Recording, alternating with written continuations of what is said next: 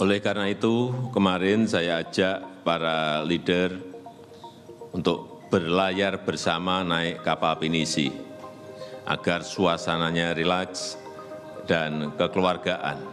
Karena memang ASEAN ini adalah satu keluarga.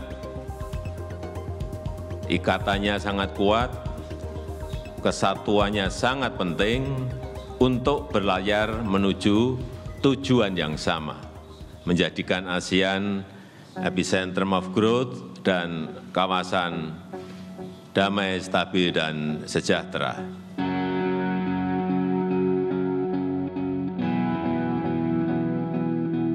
Indonesia telah sukses menyelenggarakan KTT ASEAN ke-42 di Labuan Bajo.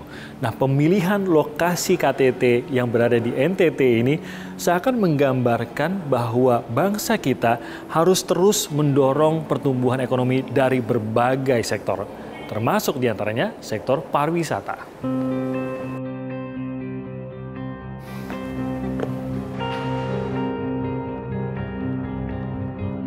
Hal ini tentu sejalan dengan keinginan Presiden Jokowi agar ASEAN bisa menjadi pusat pertumbuhan ekonomi global. Tidak hanya menjadi atau berkontribusi bagi stabilitas keamanan saja, tapi ASEAN harus mampu menjaga pertumbuhan ekonomi. Lalu apa saja yang menjadi fokus Indonesia dalam keketuaan ASEAN 2023? Ikuti perbincangan saya dengan Menteri Luar Negeri Republik Indonesia, Ibu Retno Marsudi.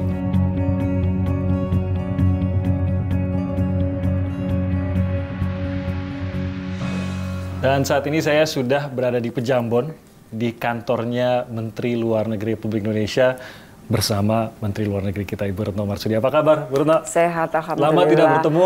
Lama banget nggak ketemu. Alhamdulillah ketemu dalam kondisi sehat. Dalam kondisi sehat. Jadi saya juga sempat menyampaikan ke Bu Retno, ASEAN ini menjadi giliran lagi, back to back dengan G20. Ada yang berbeda dengan ASEAN ini. Saya bangga juga sih, Bu, kita bisa menjadi keketuaan ASEAN. Tapi di sisi lain adalah masyarakat tampaknya tahu bahwa Indonesia bagian dari ASEAN. Kita sebagai warga bagian dari ASEAN. Tapi studi menunjukkan bahwa masih banyak warga ASEAN yang merasa ASEAN ini jauh. Indonesia sebagai ketua tampaknya harus menyelesaikan PR ini dulu nih, agar ASEAN tidak lagi jauh dari warga ASEAN. Apa kuncinya waktu itu, Bu? Mungkin studi itu betul ya. Mungkin studi itu betul dalam artian begini. Kita ini sekarang ini ya, kita tidak menyadari bahwa sebenarnya ada udara yang kita hirup. Mana ya udaranya? Tanpa sadar, tapi kita lakukan terus. Kita lakukan terus kan. Mungkin seperti itu, karena sudah menjadi bagian dari keseharian kita. Sehingga menjadi, kalau dicari mana sih, nggak ada, nggak kelihatan. Karena itu sudah menjadi bagian dari kita. Saya beri contoh begini, perdagangan. Perdagangan kita kalau dilihat yang intra-ASEAN memang belum begitu banyak. Karena memang kita nggak bisa ubah karakter dari perdagangannya sendiri, itu tidak saling melengkapi, tapi ada beberapa yang memang hampir sama. Oh, ya kan? Jadi ke negara lain lah jadinya gitu perdagangannya. Tetapi dari datanya kira-kira sekitar 23-25% internal perdagangan ASEAN. Yang tanpa kita sadari seperti udara tadi, kemanapun ekspor ini pergi, itu sudah hampir semuanya 0% tarifnya. Tarifnya, ya. Terus kalau kita warga ASEAN bepergian ke negara ASEAN, nggak sadar kan, nggak pakai visa. Kayak ke Bandung aja gitu ya, Bu. Nggak sadar nggak pakai visa kan. Nah itu nggak mungkin terjadi kalau tanpa ada ASEAN, ya kan? Jadi nggak terasa kan, kayak udara itu tadi. Nah, tapi kita sadar bahwa kita, kembali lagi ke perdagangan. Karena ada ASEAN ini, kita mampu meningkatkan perdagangan dengan mitra wicara kita, dengan negara mitra kita, dengan RRT, dengan India, dengan Jepang, dengan Korea, dengan Amerika, dengan Australia, dengan New Zealand dan lainnya. Berkat keASEANan ada ini. ASEAN ini. Baik dari sisi perdagangan maupun investasinya. Dan RCEP itu Regional Comprehensive Economic Partnership Agreement. Regional Comprehensive Economic Partnership. RCEP itu tidak mungkin ada. Ini RCEP ini sebenarnya satu perjanjian perdagangan yang paling besar ya dari segi cakupannya, karena di situ ada RRT juga tidak akan mungkin terjadi kalau tidak ada ASEAN. Karena cikal bakalnya, inisiatornya Indonesia, kemudian lari ke ASEAN, dan kemudian dengan negara mitra lainnya. Nggak terasa, tapi banyak sekali yang kita rasakan manfaatnya, tetapi tadi saya mau masuk, kita sadar bahwa kita masih harus kerja keras untuk rakyat merasa lebih, oh ya, gue ngerasain nih jadi negara anggota ASEAN. Oleh karena itu, tema dari keketuaan kita tahun ini itu sebenarnya lebih membumikan ASEAN untuk kepentingan rakyat ASEAN. ASEAN Matters, bagaimana menjadikan ASEAN ini penting dan relevan, tidak hanya buat dunia internasional, tetapi juga buat rakyat ASEAN. Yang kedua, epicentrum of growth. Dengan pertumbuhan ekonomi yang baik ini, bagaimana kita memaintain, kemudian tetap menjadikan Asia Tenggara ini sebagai pusat pertumbuhan ekonomi dunia. Dan Asia Tenggara tidak mungkin akan menjadi pusat pertumbuhan ekonomi dunia tanpa ASEAN. Tanpa ASEAN. Di KTT kemarin, saya ingin lagi hanya memberikan beberapa contoh bagaimana kita membumikan ASEAN. Hasil KTT antara lain. Satu, bagaimana kita bisa bertransaksi tanpa dengan menggunakan local currency kita. Antar negara ASEAN itu ya. ASEAN. Yang kedua, kita membangun ekosistem EV baterai di antara negara ASEAN. Yang lebih membumi lagi, di situ ada kerjasama untuk perlindungan pekerja migran di saat terjadi situasi emergency. Pekerja migran kan sangat dekat dengan kepentingan masyarakat ASEAN. Langsung. Kemudian ada hasil proteksi terhadap para ABK, orang-orang yang bekerja di sektor perikanan. Sangat membumi. Dan tambah lagi yang paling baru, ini sedang marak online scam. Kejahatan perdagangan manusia di bidang online scam.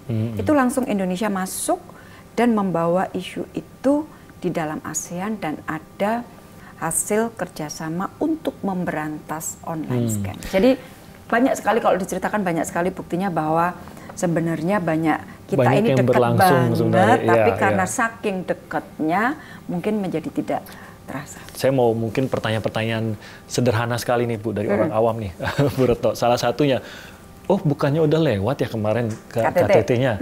Kok di Jakarta ada perbedaan Bu antara KTT yang di Labuan Bajo dengan di Jakarta nanti? Oke. Jadi ketentuannya di ASEAN itu setiap tahun ada 2 KTT. Memang 2 KTT itu selama pandemi kemudian berusaha disimpelkan, disederhanakan. Pada saat keketuaan Brunei 2 tahun yang lalu, semuanya dilakukan secara virtual karena tidak mungkin traveling. Terus pada saat Kamboja tahun lalu dilakukan secara in person, fisik, tetapi 2 KTT dijadikan satu. Dijadikan satu, tetapi judulnya tetap 2 KTT. Yaitu KTT 40-41. Karena memang harus ada 2 KTT. Gitu. Ketentuannya begitu. Pertanyaannya kan kenapa harus ada 2 KTT? KTT pertama setiap tahun keketuaan itu digunakan untuk negara-negara anggota ASEAN. Maka waktu KTT ke-42 ASEAN di Labuan Bajo, yang hadir adalah hanya para pemimpin negara anggota ASEAN. Jadi bagaimana kita berbicara untuk memperkuat kerja ASEAN dan kerjasama di antara ASEAN.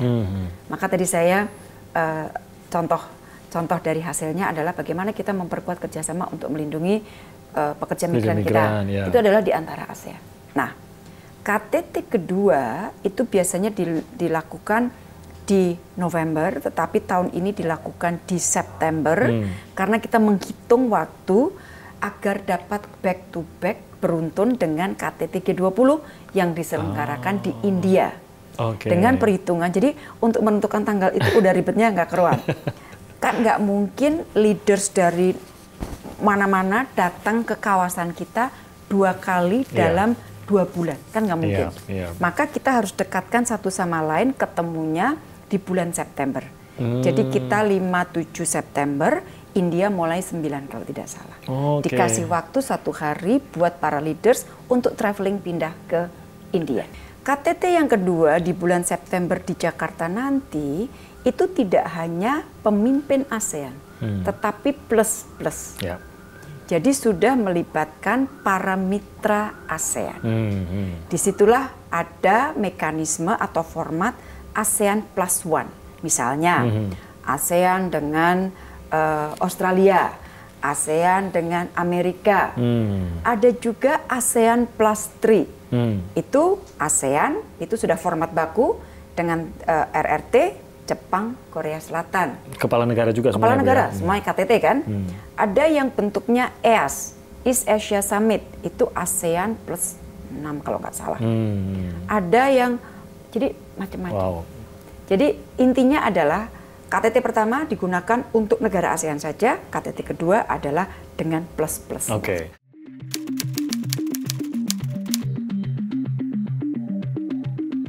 Sebenarnya sih arti penting dari ketua ASEAN bagi Indonesia pada saat ini adalah bagaimana Indonesia bisa mendapatkan rekognisi, pengakuan, dan kemudian juga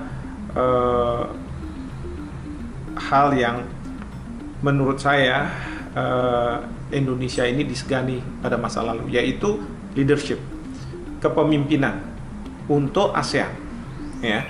Dan sebenarnya modal untuk itu ada di Bapak Presiden Jokowi, yaitu beliau sangat bisa diterima dan komunikasi beliau dengan para pemimpin negara-negara ASEAN sangat baik. Nah, hanya saja apakah ide-ide besar yang dimunculkan dari Indonesia ini bisa membuat Indonesia menjadi pemimpin dari negara-negara ASEAN. Dan Indonesia harus dominan menurut saya. Kenapa? Karena dari populasi yang ada di ASEAN, setengahnya, hampir setengahnya ada di Indonesia. Dan Indonesia sebagai bangsa besar yang sangat besar di antara negara-negara ASEAN di mata banyak negara, banyak investor. Oleh karena itu, kepemimpinan Indonesia itu harus sangat menonjol. Dari sisi ekonomi, karena kita mau berbicara soal bagaimana kita bisa bangkit, ekonomi kita bisa bangkit, terutama pasca pandemi, terutama menuju ke Indonesia Emas 2045. Dari sisi Kementerian Luar Negeri, apa yang bisa dilakukan, kita akan bahas sesaat lagi.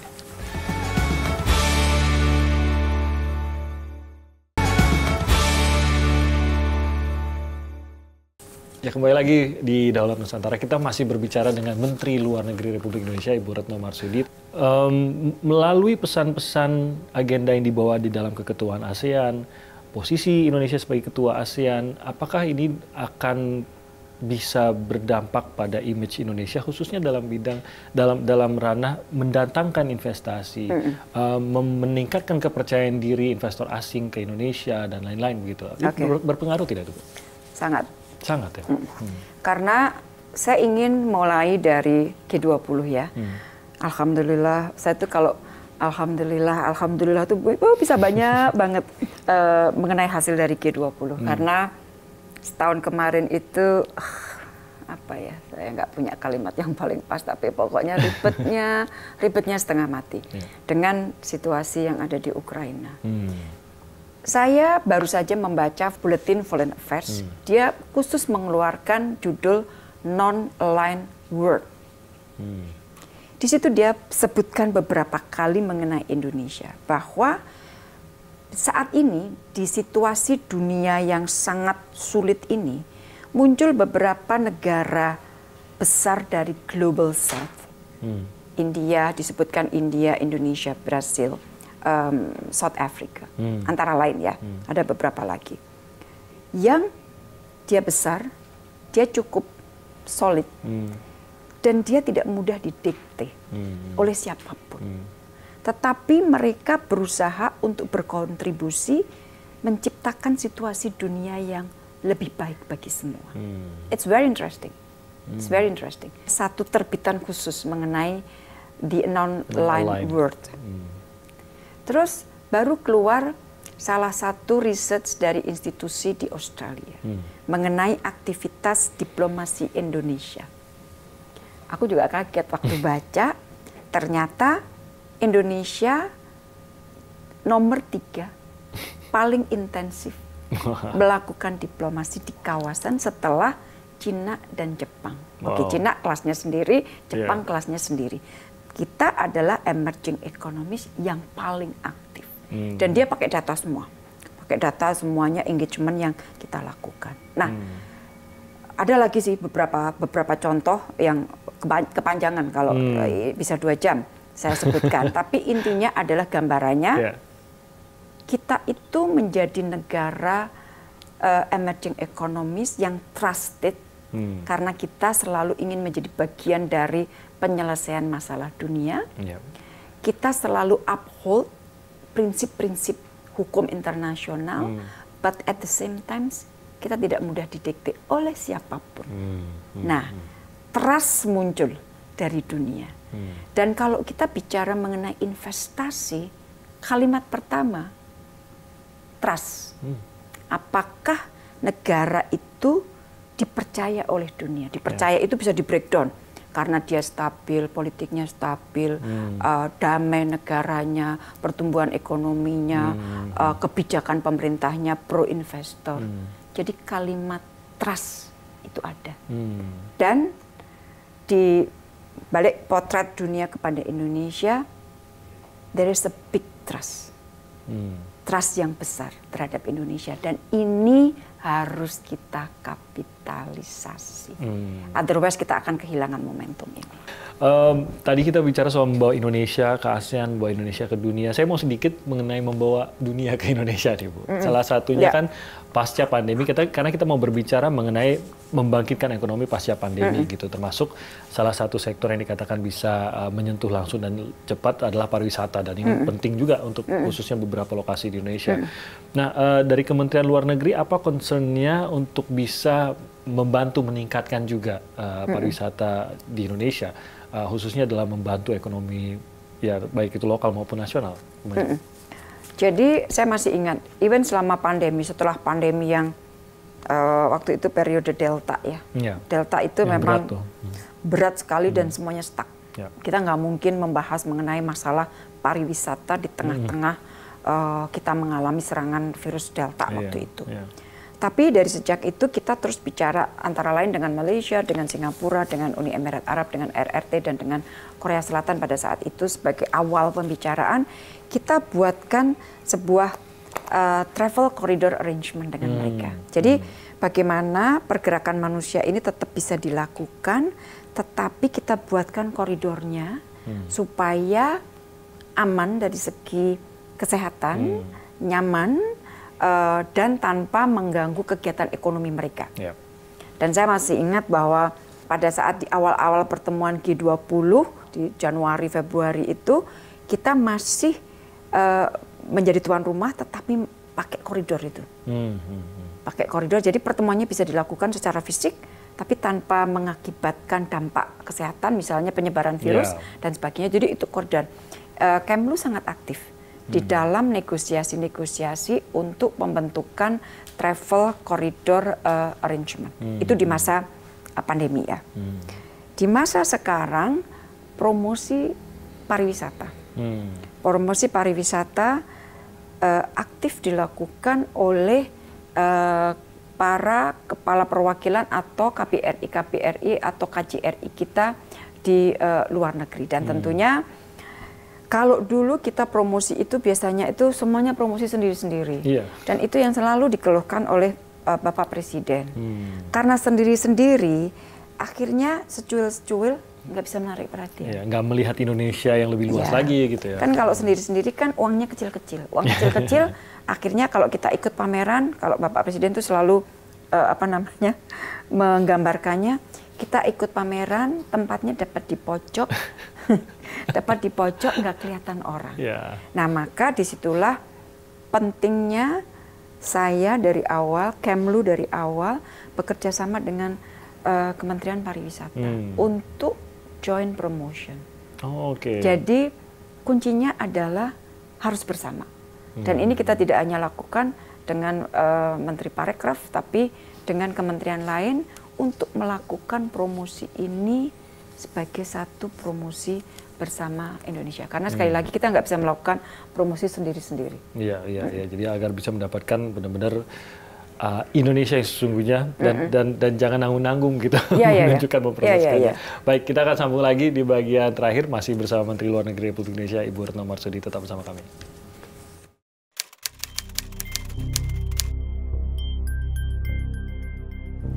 Adanya aspek keamanan yang cukup ya.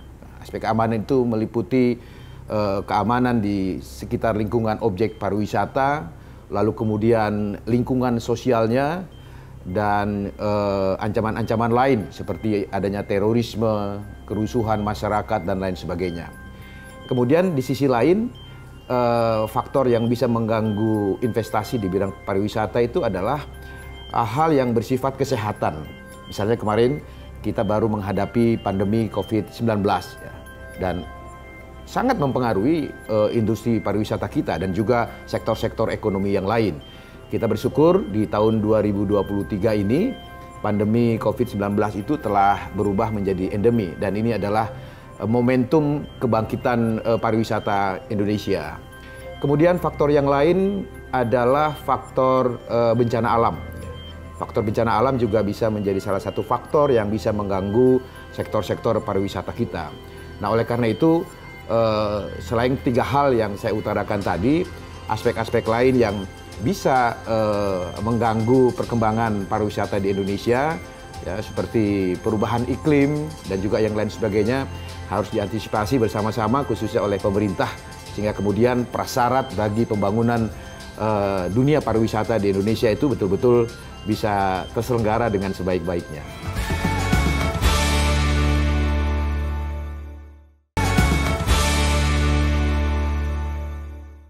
Anda kembali bersama saya Timothy Marbun dan saya masih berbicara dengan Menteri Luar Negeri Republik Indonesia Ibu Retno Marsudi. Tadi Ibu mengatakan stabilitas, keamanan, peace harus ada di kawasan untuk pertumbuhan gitu. Nah, di Indonesia ini dan di sekitar setidaknya selalu ada sesuatu yang looming begitu, seperti yang menggantung tapi belum selesai-selesai juga gitu. Khususnya dalam sisi keamanan wilayah gitu. Laut Cina Selatan masih tetap menjadi suatu polemik juga, dan kita tahu ini seperti menunggu waktu untuk penyelesaian atau menunggu waktu untuk perdebatan. Nah, mungkin Ibu bisa menggambarkan Indonesia khususnya di Laut Cina Selatan dalam sisi keamanan dan hubungan dengan negara-negara di luar negeri. Amankah saat ini? Adakah yang perlu dikhawatirkan? Aman. Aman dalam artian begini. Tapi sebelum itu saya ingin jelaskan begini. Kalau kita melihat situasi Laut Cina Selatan, memang Laut Cina Selatan selalu dijadikan salah satu hotspot. Kalau kita bicara mengenai kawasan kita. Nah, sebenarnya di situ ada 2 elemen besar yang kadang-kadang tidak dilihat oleh publik. Elemen pertama adalah bagaimana menjaga Laut Cina Selatan itu tetap menjadi laut yang damai, laut yang stabil. Karena apa? Kalau terjadi apa-apa di perairan itu, dampaknya ke dunia. Perdagangan dunia. Ini kan termasuk salah satu perairan yang paling sibuk. Yang membawa kontainer-kontainer untuk perdagangan. Jadi kita harus menjaga agar laut itu tetap damai dan stabil. Kuncinya ada beberapa kunci. 1, kita selalu bilang semua negara harus menghormati UNCLOS 1982. Yang kedua, antara ASEAN dengan RRT, kita memiliki, sekarang sedang menegosiasikan Code of Conduct. Kita sudah memiliki DOC. Kita Code of Conduct itu bagaimana kita mengatur sehingga kalau terjadi apa-apa, kita bisa mengatasi dengan segera. Gitu loh. Jadi ini intinya memanage, mengelola Laut Cina Selatan. Kalau pada saat terjadi emergency, kalau terjadi kecelakaan dan sebagainya. Karena kalau tidak ditangani dengan baik, dapat juga menjadi spot yang akhirnya akan menjadi mengganggu stabilitas. Nah, itu elemen pertama. Mengelola supaya damai, stabil, UNCLOS, khusus untuk ASEAN sama RRT, sudah ada DOC, dan kita sedang negosiasi COC, Code of Conduct. Elemen yang kedua, ada beberapa negara yang memiliki overlapping claim di Laut Cina Selatan, terutama dengan Tiongkok. Indonesia tidak memiliki overlapping claim di Laut Cina Selatan. Banyak orang yang mengira bahwa kita memiliki, kita bagian. Tidak. Kenapa kita mengatakan kita tidak memiliki, tidak menjadi bagian dari sengketanya mereka? Karena dasar kita adalah UNCLOS. Sekali lagi. UNCLOS. Nah, oleh karena itu, pada saat kita bicara Laut Cina Selatan, sekali lagi dan berkali-kali Indonesia mengatakan, semua negara harus menjalankan atau melakukan semua tindakan sesuai dengan UNCLOS 1982. Kalau semua melakukan itu, insya Allah kita akan tetap dapat menjadikan Laut Cina Selatan sebagai laut yang damai dan stabil. Posisi Indonesia kita tahu, Bu Retno, selalu bebas aktif dan ini tampaknya yang selalu dijalankan. Mungkin dengan segala kesulitannya juga ya Bu Retno ya, kesulitan, tuduhan dan persepsi yang akhirnya ditimpakan khususnya ditampung oleh Menteri Luar Negerinya atas sikap Indonesia.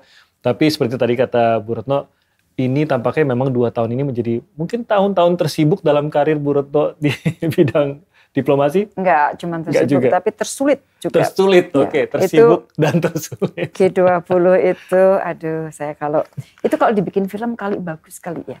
Bagaimana? Saya bersedia Bu nulis ini. Bagaimana negosiasi hampir kolaps dihidupkan lagi, kolaps dihidupkan lagi sampai di titik-titik terakhir menjelang KTT akhirnya kita bisa mensil dan pada saat kita bisa seal, oke tutup negosiasi tutup itu.